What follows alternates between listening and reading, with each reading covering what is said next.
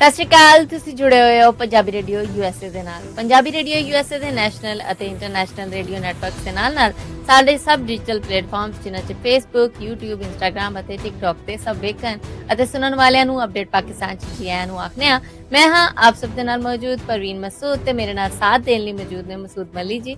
ਮਸੂਦ ਜੀ ਆਇਆਂ ਨੂੰ। ਜੀ ਬਹੁਤ ਧੰਨਵਾਦ ਪ੍ਰਵੀਨ ਜੀ। ਮੇਰੇ ਵੱਲੋਂ ਵੀ ਸਭ ਸਤਿਕਾਰਯੋਗ ਸਰੋਤਿਆਂ ਨੂੰ, ਸਾਡੇ ਦਰਸ਼ਕਾਂ ਨੂੰ ਦੋਵੇਂ ਹੱਥ ਜੋੜ ਕੇ ਸਲਾਮ ਆਦਾਬ, ਸਤਿ ਸ੍ਰੀ ਅਕਾਲ ਔਰ ਜੀ ਆਇਆਂ ਨੂੰ ਕਹਿੰਦੇ ਆ ਪਾਕਿਸਤਾਨ ਦੇ ਨਾਲ ਜੁੜੀਆਂ ਖਬਰਾਂ ਦੇ ਇਸ ਵੱਡੇ ਬੁਲੇਟਿਨ 'ਚ ਜੋ ਅੱਜ ਅਮਰੀਕਾ 'ਚ 5 ਨਵੰਬਰ ਸਾਲ 2025 ਦੇ ਡੁੱਬਦੇ ਹੋਏ ਦਿਨ ਤੋਂ ਬਾਅਦ ਪਾਕਿਸਤਾਨ 'ਚ 6 ਨਵੰਬਰ ਸਾਲ 2025 ਦਾ ਦਿਨ ਚੜ ਚੁੱਕਿਆ ਹੈ ਉਹਦੇ ਨਾਲ ਜੁੜੀਆਂ ਹੈ ਔਰ ਇਹ ਖਬਰਾਂ ਅਸੀਂ ਮੰਡੇ ਟੂ ਫਰਾਈਡੇ 5 ਦਿਨ ਤੁਹਾਡੇ ਵਾਸਤੇ ਪੇਸ਼ ਕਰਨੇ ਆ। ਖਬਰਾਂ ਨੂੰ ਸਪਾਂਸਰ ਕਰਨਾ ਹੋਏ ਤੇ ਸਾਡਾ ਟੈਲੀਫੋਨ ਨੰਬਰ ਹੈ ਜੀ 408 272 5200 4082725200।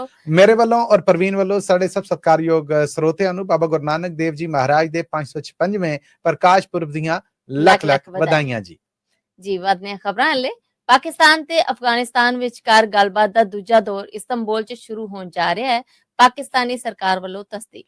ਜੀ ਬਿਲਕੁਲ, ਪਾਕਿਸਤਾਨ ਦੇ ਸਰਕਾਰੀ ਟੀਵੀ ਨੇ ਵੀ ਇਹ ਦਾਅਵਾ ਕੀਤਾ ਹੈ ਕਿ ਗੱਲਬਾਤ ਦਾ ਇਹ ਦੌਰ ਹੈ। ਯਾਦ ਰਵੇ ਕਿ ਪਿਛਲੇ ਦੋਵੇਂ ਦੌਰ ਨੇ ਜਿਹੜੇ ਪਹਿਲੇ ਦੌਰ ਦੇ ਵਿੱਚ ਇਹ ਆਖਿਆ ਗਿਆ ਸੀਗਾ ਕਿ ਜੀ ਜੰਗਬੰਦੀ ਹੈ ਜਿਹੜੀ ਉਹ ਕਰ ਦਿੱਤੀ ਜਾਏ। ਉਸ ਤੋਂ ਬਾਅਦ ਫਿਰ ਆਖਿਆ ਗਿਆ ਕਿ ਮਾਮਲੇ ਨੂੰ ਜਿਹੜੇ ਇਹਨਾਂ ਦੇ ਉੱਤੇ ਗੱਲਬਾਤ ਨੂੰ ਅੱਗੇ ਟੋਰਿਆ ਜਾਏ। ਦੂਜਾ ਦੌਰ ਹੈ ਜਿਹੜਾ ਉਹ ਫਿਰ ਇਸਤੰਬੁਲ 'ਚ ਨਾਕਾਮ ਹੋ ਗਿਆ। ਹੁਣ ਤੀਜਾ ਦੌਰ ਹੈ ਜਿਹੜਾ ਇਹ ਸ਼ੁਰੂ ਹੋਇਆ ਔਰ ਪਾਕਿਸਤਾਨ ਦੇ ਸਰਕਾਰੀ ਟੀਵੀ ਨੇ ਦਾਅਵਾ ਕੀਤਾ ਕਿ ਇਹਦੇ 'ਚ ਸਾਂਝ ਬਣਾਉਣ ਲਈ ਐਰਕੀ ਪ੍ਰਧਾਨਗੀ ਹੈ ਜਿਹੜੀ ਉਹ ਪਾਕਿਸਤਾਨੀ ਇੰਟੈਲੀਜੈਂਸ ਏਜੰਸੀ ISI ਦੇ ਜਿਹੜੇ ਪ੍ਰਧਾਨ ਨੇ ਆਸਿਮ ਮਲਿਕ ਹੁਣੇ ਉਹਨਾਂ ਨੂੰ ਦਿੱਤੀ ਗਈ ਹੈ, ਜਦਕਿ ਅਫਗਾਨਿਸਤਾਨ ਵਾਲੇ ਪਾਸਿਓਂ ਵੀ ਉਹਨਾਂ ਦੇ ਇੰਟੈਲੀਜੈਂਸ ਹੈਡ ਨੇ ਜਿਹੜੇ ਉਹ ਤਾਲਿਬਾਨਾਂ ਦੇ ਉਹ ਬੈਠਣਗੇ। ਇਸ ਤੋਂ ਅੱਡ ਪਿਛਲੀ ਵਾਰ ਜਿੱਦਾਂ ਉਹਨਾਂ ਵੱਲੋਂ ਔਰ ਇਹਨਾਂ ਵੱਲੋਂ ਗੱਲਬਾਤ ਹੋਈ ਉਹਦੇ ਤੇ 6 ਨਵੰਬਰ ਨੂੰ ਯਾਨੀ ਇਸ ਵੇਲੇ ਪਾਕਿਸਤਾਨ ਜਿਸ ਦਿਨ ਚੜ ਚੁੱਕਿਆ ਹੈ ਔਰ ਇਹ ਗੱਲਬਾਤ ਜਿਹੜੀ ਹੈ ਕਿਸੇ ਵੀ ਵੇਲੇ ਸ਼ੁਰੂ ਹੋ ਸਕਦੀ ਹੈ, ਜਦਕਿ ਪਿਛਲਾ ਜਿਹੜਾ ਦੌਰ ਸੀਗਾ ਉਹ 3 ਦਿਨ ਤੱਕ ਚੱਲਦਾ ਰਿਹਾ ਔਰ ਦੂਜੇ ਦੌਰ ਤੇ ਇਸ 3 ਦਿਨ ਤੱਕ ਚੱਲਣ ਤੋਂ ਬਾਅਦ ਵੀ ਦੋਵੇਂ ਮੁਲਕਾਂ ਨੇ ਇੱਕ ਦੂਜੇ ਦੇ ਉੱਤੇ ਗੱਲਬਾਤ ਜਿਹੜੀ ਉਹ ਸਿਰੇ ਨਾ ਚੜਨ, ਸਮਝੌਤਾ ਨਾ ਹੋਣ ਦੇ ਇਲਜ਼ਾਮ ਲਾਏ ਸਨ। ਸੋ ਉਸ ਤੋਂ ਬਾਅਦ ਵੀ ਬਿਆਨਬਾਜ਼ੀ ਹੈ ਜਿਹੜੀ ਸਾਹਮਣੇ ਆਉਂਦੀ ਰਹੀ ਹੈ। ਉਸ ਇਲਜ਼ਾਮਬਾਜ਼ੀ ਤੋਂ ਬਾਅਦ ਵੀ ਹੁਣ ਇਹ ਮਾਮਲੇ ਨੇ ਜਿਹੜੇ ਇਹ ਅੱਗੇ ਵਧਣ ਜਾ ਰਹੇ ਨੇ। ਵੇਖੋ ਇਹਦਾ ਨਤੀਜਾ ਜਿਹੜਾ ਕੀ ਨਿਕਲਦਾ। ਪਾਕਿਸਤਾਨੀ ਸਰਕਾਰੀ ਜ਼ਰੀਏ ਨੇ ਜਿਹੜੇ ਉਹਨਾਂ ਕੋਲ ਜਦੋਂ ਪੁੱਛੀ ਗਈ ਕਿ ਜੀ ਕੀ ਤੁਹਾਨੂੰ ਉਮੀਦ ਹੈ ਕਿ ਐਰਕੀ ਗੱਲਬਾਤ ਤੀਜੇ ਦੌਰ 'ਚ ਸਿਰੇ ਚੜ ਜਾਏਗੀ, ਤੇ ਉਹਨਾਂ ਨੇ ਆਖਿਆ ਜੀ ਇਸ ਬਾਰੇ ਕੁਝ ਕਹਿਣਾ ਵੇਲੇ ਤੋਂ ਪਹਿਲਾਂ ਦੀਆਂ ਗੱਲਾਂ ਹੈ ਨੇ। ਮਤਲਬ ਉਹਨਾਂ ਦਾ ਇਹ ਆ ਕਿ ਉੱਥੇ ਜਾ ਕੇ ਜਦੋਂ ਗੱਲਬਾਤ ਹੋਏਗੀ ਪਾਕਿਸਤਾਨ ਕੀ ਬੋਲਦਾ ਆ, ਉਹ ਕਿਸ ਭਾਅ ਬੋਲਦੇ ਨੇ, ਗੱਲ ਅੱਗੇ ਟੁਰਦੀ ਹੈ ਨਹੀਂ ਟੁਰਦੀ। ਇੱਥੋਂ ਇਹ ਸਾਬਤ ਹੋਣ ਡਿਆ ਕਿ ਪਾਕਿਸਤਾਨ ਇੱਕ ਗੱਲ ਦੇ ਉੱਤੇ ਇੱਟ ਵਾਂਗੂ ਪੱਕਾ ਹੋ ਕੇ ਖੜਾ ਆ ਕਿ ਜੀ ਪਾਕਿਸਤਾਨ 'ਚ ਅਫਗਾਨਿਸਤਾਨ ਵਾਲੇ ਪਾਸਿਓਂ ਕੋਈ ਹਮਲਾ ਨਹੀਂ ਹੋਣਾ ਚਾਹੀਦਾ। ਅਫਗਾਨਿਸਤਾਨ ਆਪਣੀ ਧਰਤੀ ਨੂੰ ਪਾਕਿਸਤਾਨ 'ਚ ਹੋਣ ਵਾਲੇ ਹਮਲਿਆਂ ਤੋਂ ਰੋਕੇ, ਉੱਥੋਂ ਕੋਈ ਹਮਲਾ ਜਿਹੜਾ ਉਹ ਸਾਡੇ ਲਈ ਕਬੂਲ ਨਹੀਂ ਤੇ ਅਸੀਂ ਜੰਗਬੰਦੀ ਨਹੀਂ ਕਰਨੀ ਜੀ। 27ਵੇਂ ਬਦਲਾਅ ਵਾਲੇ ਰੋਲੇ ਤੇ ਖਾਜਾ ਆਸਫ ਹੋਰਾਂ ਦਾ ਆਖਣਾ ਹੈ ਕਿ ਹਜੇ ਤੇ ਸਲਾਮਾਂ ਚੱਲ ਰਹੀਆਂ ਨੇ, ਜਦਕਿ ਇਮਰਾਨ ਖਾਨ ਹੋਰਾਂ ਦੀ ਸਿਆਸੀ ਪਾਰਟੀ ਦਾ ਆਖਣਾ ਹੈ ਕਿ ਜੇ ਹੁਣ ਦੀ ਸਰਕਾਰ ਨੇ ਇੰਜ ਕੀਤਾ ਤੇ ਇਹ ਬਦਲਾਅ ਜਿਹੜਾ ਹੈ ਇਹ ਗੈਰ ਕਾਨੂੰਨੀ ਹੋਏਗਾ। ਗੱਲ ਇਹ ਹੈ ਕਿ ਖਾਜਾ ਆਸਫ ਹੋਣਾ ਤੋਂ ਤੇ ਪਹਿਲਾਂ ਵੀ ਸਰਕਾਰ ਤੋਂ ਪੁੱਛਿਆ ਜਾਂਦਾ ਰਿਹਾ, ਇਸੇ ਤਰ੍ਹਾਂ ਦਾ ਬੜਾ ਮਿਸਰਾ ਜਿਹਾ ਜਵਾਬ ਜਿਹੜਾ ਉਹ ਹੁਕਮਰਾਨ ਜਮਾਤ ਮੁਸਲਿਮ ਲੀਗ ਨੂਨ ਵੱਲੋਂ ਹੁੰਦਾ, ਖੁੱਲ ਕੇ ਕੋਈ ਗੱਲ ਨਹੀਂ ਕਰਦੇ। ਬਿਲਾਵਲ ਹੋਣਾ ਨੇ ਭਾਂਡਾ ਭੰਨਿਆ।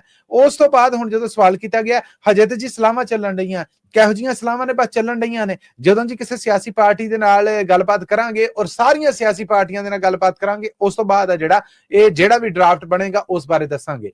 ਮਤਲਬ ਕਿ ਬਿਲਾਵਲ ਵੱਲੋਂ ਬਿਆਨ ਕੀਤੀਆਂ ਗਈਆਂ ਗੱਲਾਂ ਤੋਂ ਨਾ ਉਹ ਇਨਕਾਰੀ ਨੇ ਤੇ ਨਾ ਉਹਦੀ ਹਮਾਇਤ ਕਰ ਰਹੇ ਨੇ, ਨਾ ਉਹ ਇਹ ਦੱਸ ਰਹੇ ਨੇ ਕਿ ਫੌਜੀ ਜਿਹੜੇ ਜ਼ਿੰਮੇਦਾਰ ਨੇ ਜਾਂ ਫੌਜੀ ਪ੍ਰਧਾਨ ਨੇ ਜਿਹੜੇ ਫੀਲਡ ਮਾਰਸ਼ਲ ਨੇ ਜਿਹੜੇ ਉਹਨਾਂ ਨੂੰ ਅਸੀਂ ਵਾਕਿਆ ਈਡੇ ਖੁੱਲੇ ਡੁੱਲੇ ਇਖਤਿਆਰ ਦੇਣ ਜਾ ਰਹੇ ਹਾਂ। ਕੋਈ ਇਹਦੇ ਤੇ ਉਹ ਆ ਜਿਹੜਾ ਉਹ ਚੁੱਪ ਵੱਟੀ ਬੈਠੇ ਆ, ਗੋਲਮੋਲ ਗੱਲਾਂ ਕਰਨ ਦੇ ਨੇ। ਪਾਕਿਸਤਾਨ ਤਹਿਰੀਕ ਇਨਸਾਫ ਜਿਹੜੀ ਇਮਰਾਨ ਖਾਨ ਦੀ ਸਿਆਸੀ ਪਾਰਟੀ ਆ, ਉਹਨਾਂ ਦੇ ਬੈਰਿਸਟਰ ਗੌਹਰ ਹੋਣਾ ਨੇ ਆਖਿਆ ਆ ਕਿ ਅਸੂਲੀ ਤੌਰ ਤੇ ਵੇਖਿਆ ਜਾਏ ਤੇ ਹੁਣ ਦੀ ਜਿਹੜੀ ਸਰਕਾਰ ਆ ਇਹ ਧਾਂਦਲੀ ਦੇ ਨਾਲ ਬਣੀ। ਇਹਨਾਂ ਦੀਆਂ ਆਪਣੀਆਂ ਸਿਰਫ 16 ਸੀਟਾਂ ਜਿੱਤੇ ਨੇ, ਬਾਕੀ ਸਾਰੇ ਇਤਿਹਾਦ ਤੇ ਧਾਂਦਲੀ ਦੀਆਂ ਸੀਟਾਂ ਨੇ। ਇਹਨਾਂ ਕੋਲ ਇਹ ਹੱਕ ਹੀ ਨਹੀਂ ਕਿ ਪਾਕਿਸਤਾਨੀ ਕਨਸਟੀਟਿਊਸ਼ਨ 'ਚ ਕੋਈ ਬਦਲਾਅ ਕਰਨ। ਬਦਲਾਅ ਦਾ ਹੱਕ ਇੱਕ ਜਮਹੂਰੀ ਸਰਕਾਰ ਨੂੰ, ਜਿਹਨੂੰ ਲੋਕਾਂ ਨੇ ਵੋਟ ਦੇ ਕੇ ਕਾਮਯਾਬ ਕਰਕੇ ਭੇਜਿਆ ਹੋਵੇ, ਉਹ ਜੋ ਮਰਜ਼ੀ ਬਦਲਾਅ ਹੈ ਜਿਹੜਾ ਉਹ ਕਰੇ।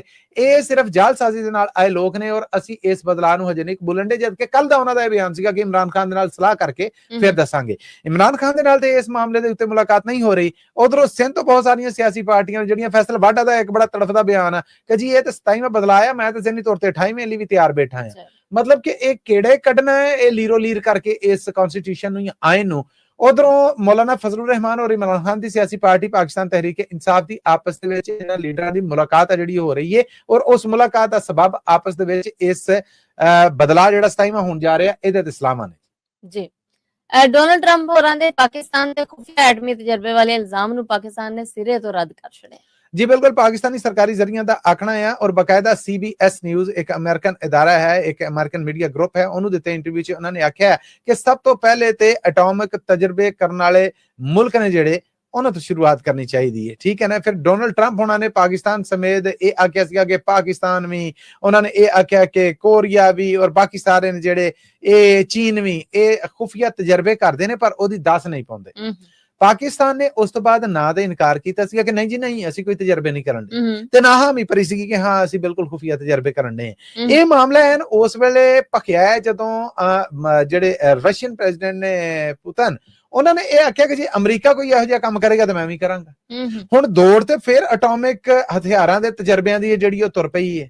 ਉਹਨਾਂ ਦੇ ਗੋਦਾਮ ਨੇ ਜਿਹੜੇ ਯੂਰੇਨੀਅਮ ਦੇ ਉਹ ਸਾਰਿਆਂ ਨੇ ਭਰੇ ਨੇ, ਆਪਣੇ ਆਪਣੇ ਥਾਂ ਸਾਰੇ ਲੈ ਕੇ ਬੈਠੇ ਨੇ। ਇਹ ਤਾਂ ਗੱਲ ਇਹ ਹੈ ਫਲਾਣਾ ਕਿਉਂ ਕਰਨ ਡਿਆ ਆ, ਹੱਟੀ ਸਾਰਿਆਂ ਦੀ ਹੈ ਆ, ਪਰ ਕਿਸੇ ਦੂਸਰੇ ਦੀ ਹੱਟੀ ਹੈ ਜਿਹੜੀ ਉਹ ਬੁਰੀ ਲੱਗਣ ਡਈ ਹੈ ਕਿ ਇਹ ਸਾਡੇ ਗਾਹਕ ਨੇ ਜਿਹੜੇ ਇਹ ਵੰਡੇ ਜਾਣਗੇ। ਇਹ ਅਮਨ ਦੇ ਵਾਸਤੇ ਕਿਸੇ ਪਾਸਿਓਂ ਵੀ ਇਹ ਗੱਲਾਂ ਚੰਗੀਆਂ ਨਹੀਂ ਆ। ਔਰ ਹੁਣ ਪਾਕਿਸਤਾਨ ਨੇ ਸਰਕਾਰੀ ਪੱਧਰ ਤੇ ਆਖਿਆ ਕਿ ਅਸੀਂ ਇੱਕ ਜ਼ਿੰਮੇਦਾਰ ਐਟੋਮਿਕ ਮੁਲਕ ਆ, ਅਸੀਂ ਜਦੋਂ ਤਜਰਬੇ ਕਰਨੇ ਆ ਤੇ ਉਹ ਬਿਲਕੁਲ ਅਸੀਂ ਦੱਸ ਕੇ ਕਰਨੇ ਆ ਔਰ ਇਹ ਤਜਰਬੇ ਕਰਨਾ ਸਾਡਾ ਹੱਕ ਆ, ਮਤਲਬ ਕਿ ਬਿਲਕੁਲ ਹੀ ਵੇਰ ਗਏ। ਉਹਨਾਂ ਆਖਿਆ ਇਹ ਹੱਕ ਆ ਔਰ ਇਹ ਹੱਕ ਅਸੀਂ ਇਸ ਲਈ ਵਰਤਣ ਦੇ ਆ ਕਿ ਅਸੀਂ ਆਪਣੀ ਰਾਖੀ ਵਾਸਤੇ ਸਭ ਕਰ ਰਹੇ ਹਾਂ, ਕਿਸੇ ਕੰਮ 'ਚ ਪਹਿਲ ਨਹੀਂ ਕਰਦੇ। ਸਾਡਾ ਗਵਾਂਢੀ ਮੁਲਕ ਭਾਰਤ ਆ ਜਿਹੜਾ, ਉਹਨੂੰ ਜਦੋਂ ਕੋਈ ਪੁੱਛਣ ਨਹੀਂ ਗਈ ਹੈ ਤੇ ਸਾਨੂੰ ਪੁੱਛਣ ਕਿਉਂ ਕਰਨ ਦੇ ਜੇ? ਤੁਸੀਂ ਇਹ ਚਾਹੁੰਦੇ ਜੇ ਕਿ ਅਸੀਂ ਇਹ ਸਭ ਬੰਦ ਕਰ ਦਈਏ, ਇਸ ਮਾਮਲੇ 'ਚ ਕਮਜ਼ੋਰ ਰਹੀਏ ਔਰ ਕਿਸੇ ਹਮਲੇ ਤੋਂ ਬਾਅਦ ਅਸੀਂ ਤਬਾਹੀ ਦਾ ਸ਼ਿਕਾਰ ਹੋਈਏ। ਅਸੀਂ ਆਪਣਾ ਆਪ ਸਾਂਭਣ ਲਈ ਜੋ ਮੁਨਾਸਬ ਹੋਇਆ, ਜੋ ਬਿਹਤਰ ਹੋਇਆ ਉਹ ਕਰਦੇ ਰਹਿਣਾ ਆ ਔਰ ਉਹਦੇ ਲਈ ਸਾਨੂੰ ਕਿਸੇ ਡਿਕਟੇਸ਼ਨ ਦੀ ਲੋੜ ਨਹੀਂ ਗਈ ਹੈ। ਜੀ, ਇਮਰਾਨ ਖਾਨ ਦੀ ਸਿਆਸੀ ਪਾਰਟੀ ਨੇ ਲੋਕਲ ਗਵਰਨਮੈਂਟ ਚੋਣਾਂ ਦੇ ਐਕਟ ਨੂੰ ਅਦਾਲਤ 'ਤੇ ਚੈਲੰਜ ਕਰ ਦਿੱਤਾ ਹੈ ਤੇ ਅਦਾਲਤ ਨੇ ਇਸ ਅਰਜ਼ੀ ਨੂੰ ਸੁਣਵਾਈ ਲਈ ਮਨਜ਼ੂਰ ਵੀ ਕਰ ਲਿਆ। ਜੀ ਬਿਲਕੁਲ, ਲਾਹੌਰ ਹਾਈ ਕੋਰਟ ਦੇ ਵਿੱਚ ਇਹ ਅਰਜ਼ੀ ਹੈ ਜਿਹੜੀ ਇਹ ਇੱਕ ਨਹੀਂ, ਸਿਰਫ ਇਮਰਾਨ ਖਾਨ ਦੀ ਸਿਆਸੀ ਪਾਰਟੀ ਜਿਹੜੀ ਕਿ ਪੰਜਾਬ ਅਸੈਂਬਲੀ ਦੇ ਵਿੱਚ ਆਪੋਜੀਸ਼ਨ ਜਮਾਤ ਹੈ ਉਹਨਾਂ ਵੱਲੋਂ ਦਾਇਰ ਨਹੀਂ ਕੀਤਾ ਗਿਆ। ਕੁਝ ਹੋਰ ਪਾਸਿਓਂ ਵੀ ਇਹ ਅਰਜ਼ੀਆਂ ਆਈਆਂ ਸੀ ਜਿਨ੍ਹਾਂ 'ਚ ਪੰਜਾਬ ਲੋਕਲ ਗਵਰਨਮੈਂਟ ਐਕਟ 2025 ਇਹਨੂੰ ਚੈਲੰਜ ਕੀਤਾ ਗਿਆ ਸੀਗਾ। ਇਹਦੇ ਬਹੁਤ ਸਾਰੇ ਜਿਹੜੇ ਸੈਕਸ਼ਨ ਨੇ ਉਹਨਾਂ ਦੇ ਉੱਤੇ ਇਤਰਾਜ਼ ਸੀਗਾ। ਇਹ ਅਰਜ਼ੀ ਜਿਹੜੀ ਬੈਰਿਸਟਰ ਅਬੂਜ਼ਰ ਸਲਮਾਨ ਖਾਨ ਨਿਆਜ਼ੀ ਉਹਦੇ ਰਾਹੀਂ ਇਹ ਦਾਇਰ ਕੀਤੀ ਗਈ ਸੀਗੀ ਤੇ ਜਸਟਿਸ ਸੁਲਤਾਨ ਤਨਵੀਰ ਹੋਣੇ ਨੇ ਜਿਹੜੇ ਉਹਨਾਂ ਨੇ ਇਹਨੂੰ ਸੁਣਵਾਈ ਲਈ ਮਨਜ਼ੂਰ ਕੀਤਾ। ਇੱਕ ਫਰੀਕ ਇਹਦੇ 'ਚ ਮੋਇਨ ਰਜ਼ਾ ਕੁਰੈਸ਼ੀ ਹੋਣੇ ਵੀ ਨੇ। ਇਹਨਾਂ ਸਾਰਿਆਂ ਦਾ ਇਹ ਆਖਣਾ ਹੈ ਕਿ ਲੋਕਲ ਗਵਰਨਮੈਂਟ ਐਕਟ 2025 ਹੈ ਜਿਹੜਾ ਇਹ ਬਿਊਰੋਕ੍ਰੇਸੀ ਨੂੰ ਇਖਤਿਆਰ ਦਿੰਦਾ ਹੈ ਔਰ ਆਇਨ ਦੇ ਆਰਟੀਕਲ 140A ਦੇ ਖਿਲਾਫ ਹੈ। ਮਤਲਬ ਕਿ ਉਹ ਨੁਮਾਇੰਦਾ ਜਿਨ੍ਹਾਂ ਨੂੰ ਲੋਕਾਂ ਨੇ ਚੁਣਿਆ ਆ ਉਸ ਨੁਮਾਇੰਦੇ ਨੂੰ ਕੋਈ ਵੀ ਕੰਮ ਕਰਨ ਦਾ ਇਖਤਿਆਰ ਹੈ ਜਿਹੜਾ ਉਹਦੇ ਵਾਸਤੇ ਪਹਿਲਾਂ ਐਸਟੈਬਲਿਸ਼ਮੈਂਟ ਕੋਲੋਂ ਅਪਰੂਵਲ ਲੈਣੀ ਪਏਗੀ। ਸੋ ਸਭ ਤੋਂ ਵੱਡੀ ਇਹ ਇੱਕ ਆਈ ਹੈ। ਉਸ ਤੋਂ ਬਾਅਦ ਫਿਰ ਆਖਿਆ ਗਿਆ ਹੈ ਕਿ ਇਹ ਕੰਮ ਜਿਹੜਾ ਜਿੱਦਾਂ ਆਖਿਆ ਗਿਆ ਕਿ ਗੈਰ ਜਮਾਤੀ ਚੋਣਾਂ ਨੇ, ਨਾਲ ਇਹ ਕਿਹਾ ਜਾ ਰਿਹਾ ਕਿ ਜੀ ਇਹਦੇ ਵਿੱਚ ਤੁਸੀਂ ਪੂਰਾ ਪੈਨਲ ਦੇਣਾ ਹੈ, ਜੇ ਕੋਈ ਪੈਨਲ ਪੂਰਾ ਨਾ ਹੋਇਆ ਕੱਢ ਦੇਣਾ। ਉਹਨਾਂ ਆਖਿਆ ਕਿ ਸਿਆਸੀ ਜੁੜਤ ਹੈ ਜਿਹੜੀ ਉਹੀ ਸਿਆਸਤ ਦਾ ਸ਼ਿੰਗਾਰ ਹੈ, ਸਿਆਸਤ ਦਾ ਹੁਸਨ ਹੈ। ਇਹ ਕਹਿਣਾ ਜਿਹੜਾ ਇਹ ਪਾਕਿਸਤਾਨੀ ਕਨਸਟੀਟਿਊਸ਼ਨ ਦੇ ਆਰਟੀਕਲ 17 ਦੇ ਖਿਲਾਫ ਹੈ। ਸੋ ਇਹ ਮਾਮਲੇ ਨੇ ਜਿਹੜੇ ਇਹਨਾਂ ਦੇ ਉੱਤੇ ਉਹਨਾਂ ਨੇ ਆਖਿਆ ਕਿ ਜਦੋਂ ਤੱਕ ਸਿਆਸੀ ਜੁੜਤ ਜ਼ਾਹਰ ਨਹੀਂ ਕੀਤੀ ਜਾਏਗੀ ਤੇ ਫਿਰ ਇਹ ਤੇ ਜਨਰਲ ਜ਼ਿਆ ਦੇ ਦੌਰ ਦੇ ਵਿੱਚ ਜਿਹਦਾ ਗੈਰ ਜਮਾਤੀ ਜੇ ਇਲੈਕਸ਼ਨ ਹੋਏ ਸੀਗੇ ਉਹ ਜੇ ਕੋਈ ਮਾਮਲੇ ਬਣਾਉਣਾ ਚਾਹ ਰਹੀ ਹੈ ਜਿਹਦਾ ਮਤਲਬ ਸਿਰਫ ਔਰ ਸਿਰਫ ਰੌਲਾ ਪਾਉਣਾ। ਲਾਹੌਰ ਹਾਈ ਕੋਰਟ ਤੋਂ ਇਹ ਵੀ ਬੇਨਤੀ ਕੀਤੀ ਗਈ ਕਿ ਲੋਕਲ ਗਵਰਨਮੈਂਟ ਐਕਟ ਦੇ ਸੈਕਸ਼ਨ 25, 32, 35, 40, 55 ਇਹਨਾਂ ਨੂੰ ਬਿਲਕੁਲ ਮੁਕਾ ਦਿੱਤਾ ਜਾਏ। ਅਦਾਲਤ ਨੇ ਇਹਦੇ ਤੇ ਮੈਨੂੰ ਸੁਣਵਾਈ ਲਈ ਮਨਜ਼ੂਰ ਕੀਤਾ ਹੈ। 21 ਅਕਤੂਬਰ ਨੂੰ ਇਲੈਕਸ਼ਨ ਕਮਿਸ਼ਨ ਆਫ ਪਾਕਿਸਤਾਨ ਨੇ ਵੀ ਇੱਕ ਲੰਮੇ ਮਾਮਲਿਆਂ ਤੋਂ ਬਾਅਦ ਇਹ ਐਲਾਨ ਕੀਤਾ ਸੀਗਾ, ਜਿਹਦੇ ਤੋਂ ਬਾਅਦ 4 ਹਫ਼ਤਿਆਂ ਦੀ ਮੁਹਲਤ ਲੱਭੀ ਸੀਗੀ ਕਿ ਹਲਕਾਬੰਦੀਆਂ ਕਰੋ। ਹੁਣ ਇਹ ਅਰਜ਼ੀ ਦਾਇਰ ਹੋ ਗਈ ਹੈ। ਇਹ ਚੋਣਾਂ ਦਾ ਮਾਮਲਾ ਹੁਣ ਚੱਲਦਾ ਹੈ, ਸਿਰੇ ਚੜਦਾ ਹੈ ਜਾਂ ਨਹੀਂ ਚੜਦਾ, ਇਹ ਆਉਣ ਵਾਲੇ ਵਕਤ ਵਿੱਚ ਪ੍ਰਵੀਨ ਪਤਾ ਲੱਗੇਗਾ। ਜੀ, NCCIA ਦੇ ਗਵਾਚੀ ਅਫਸਰਾਂ ਬਾਰੇ ਪਤਾ ਲੱਗਾ ਹੈ ਕਿ ਉਹਨਾਂ ਨੂੰ FIA ਨੇ ਚੱਕਿਆ ਸੀ। ਇਹਨਾਂ ਤੇ ਕਰਪਸ਼ਨ ਦੇ ਇਲਜ਼ਾਮ ਸਨ ਤੇ ਹੁਣ ਦਾਅਵਾ ਕੀਤਾ ਜਾ ਰਿਹਾ ਹੈ ਕਿ ਇਹਨਾਂ ਕੋਲੋਂ ਕਰੋੜਾਂ ਰੁਪਈਆ ਜਿਹੜਾ ਬਰਾਮਦ ਕਰ ਲਿਆ ਗਿਆ। ਜੀ ਬਿਲਕੁਲ ਪ੍ਰਵੀਨ, ਆਖਿਆ ਗਿਆ ਸੀਗਾ ਕਿ ਇਹ ਅਫਸਰ ਨੇ ਜਿਹੜੇ ਇਹ ਕਰਪਸ਼ਨ ਦਾ ਹਿੱਸਾ ਨੇ। ਇੱਕ ਟਿਕਟੋਕਰ ਹੈ ਪਾਕਿਸਤਾਨੀ, ਡਿੱਕੀ ਬਾਈ ਉਹਨੂੰ ਕਹਿੰਦੇ ਨੇ ਅਸਲ ਨਾਂ। ਹਾਂਜੀ ਐਗਜ਼ੈਕਟਲੀ, ਤੁਸੀਂ ਠੀਕ ਲਿਆ। ਅਸਲ ਨਾਂ ਹੈ ਜਿਹੜਾ ਉਹ ਉਹਨਾਂ ਦਾ ਹੋ ਰਿਹਾ। ਜੁਮੇ ਨੂੰ ਇਹਨਾਂ ਅਫਸਰਾਂ ਨੂੰ ਅਦਾਲਤ ਤੇ ਪੇਸ਼ ਕੀਤਾ ਗਿਆ। ਯਾਦ ਰਵੇ ਕਿ ਉਹੀ ਅਫਸਰ ਨੇ ਜਿਨ੍ਹਾਂ ਦੇ ਵਿੱਚੋਂ ਇੱਕ ਦੀ ਘਰ ਵਾਲੀ ਨੇ ਇਸਲਾਮਾਬਾਦ ਹਾਈ ਕੋਰਟ 'ਚ ਅਰਜ਼ੀ ਦਾਇਰ ਕੀਤੀ ਸੀਗੀ, ਉਸ ਤੋਂ ਬਾਅਦ ਉਹ ਵੀ ਗਵਾਚ ਗਈ। ਫਿਰ ਉਸ ਤੋਂ ਬਾਅਦ ਆਇਆ ਕਿ ਇਹ ਅਫਸਰ ਨੇ ਜਿਹੜੇ ਇਹ FIA ਨੇ ਆਪ ਹੀ ਚੁੱਕੇ ਨੇ। ਉਹ ਵੀ ਫੈਡਰਲ ਇਨਵੈਸਟੀਗੇਸ਼ਨ ਏਜੰਸੀ ਹੈ, ਇਹ ਵੀ ਫੈਡਰਲ ਇਨਵੈਸਟੀਗੇਸ਼ਨ ਏਜੰਸੀ ਹੈ। ਔਰ ਸਵਾਦੀ ਗੱਲ, ਇਹ ਜਿਹੜਾ ਮਹਿਕਮਾ ਤੁਸੀਂ ਦੱਸ ਰਹੇ ਜੇ ਨਾ ਕਿ ਜਿਹਦੇ ਇਹ ਅਫਸਰ ਚੁੱਕੇ ਗਏ ਸੀ, ਕਿ ਮੇਰੀ ਮੁਰਾਦ ਹੈ NCCIA, ਇਹ FIA ਚੋਂ ਹੀ ਨਿਕਲਿਆ ਹੈ। ਇਹ ਸਾਰੇ ਅਫਸਰ ਜਿਹੜੇ ਨੇ ਇਹ ਪਹਿਲਾਂ ਉਹਦਾ ਹਿੱਸਾ ਸਨ। ਸੋ ਇਹਨਾਂ ਦੇ ਉੱਤੇ ਕਰਪਸ਼ਨ ਦਾ ਇਲਜ਼ਾਮ ਸੀਗਾ। ਉਹ ਕੇਸ ਆ ਜਿਹੜਾ ਉਹ ਸਾਹਮਣੇ ਆਇਆ। ਉਸ ਤੋਂ ਬਾਅਦ ਇਹਨਾਂ ਦੀਆਂ ਗ੍ਰਿਫਤਾਰੀਆਂ ਹੋਈਆਂ। ਡਿੱਕੀ ਭਾਈ ਜਿਹੜਾ ਆ ਉਹਦਾ ਇਹ ਸੀਗਾ ਕਿ ਉਹ ਜੂਏ ਦੀਆਂ ਐਪਸ ਨੇ ਜਿਹੜੀਆਂ ਉਹਨਾਂ ਪ੍ਰਮੋਸ਼ਨ ਔਰ ਉਹ ਸਾਰੇ ਮਾਮਲੇ ਚੱਲਣ ਦੇ ਸੀਗੇ। ਇਹਨਾਂ ਨੇ ਉਹਦੀ ਘਰ ਵਾਲੀ ਉਹਦੇ ਪਰਿਵਾਰ ਨੂੰ ਰਿਲੀਫ ਇਹਨਾਂ ਦੇ ਵਿੱਚੋਂ ਇੱਕ ਅਫਸਰ ਨੇ ਦਿੱਤਾ ਔਰ ਉਹਦੇ ਕੋਲੋਂ ਇਸ ਦੇ ਬਦਲੇ 90 ਲੱਖ ਰੁਪਇਆ ਬਟੋਰਿਆ। ਹੁਣ ਗ੍ਰਿਫਤਾਰੀਆਂ ਤੋਂ ਬਾਅਦ ਇਹ ਆਖਿਆ ਜਾ ਰਿਹਾ ਕਿ ਇਹਨਾਂ ਸਾਰੇ ਅਫਸਰਾਂ ਦੇ ਕੋਲੋਂ 4.25 ਕਰੋੜ ਰੁਪਇਆ ਜਿਹੜਾ ਉਹ ਨਿਕਲਿਆ ਆ ਔਰ ਇਹ ਬਕਾਇਦਾ ਅਦਾਲਤ ਦੇ ਵਿੱਚ ਇਸ ਬਾਰੇ ਦੱਸ ਵੀ ਪਾਈ ਗਈ। 3 ਦਿਨਾਂ ਦੇ ਰਿਮਾਂਡ ਦੇ ਵਿੱਚ ਮਾਰ ਕੁੱਟ ਕੇ ਇਹਨਾਂ ਕੋਲੋਂ ਇਹ ਮਨਾਇਆ ਗਿਆ ਔਰ ਨਾਲ ਆਖਿਆ ਗਿਆ ਕਿ ਇਹਨਾਂ ਦਾ 15 ਦਿਨਾਂ ਦਾ ਹੋਰ ਰਿਮਾਂਡ ਵੀ ਸਾਨੂੰ ਦਿਓ।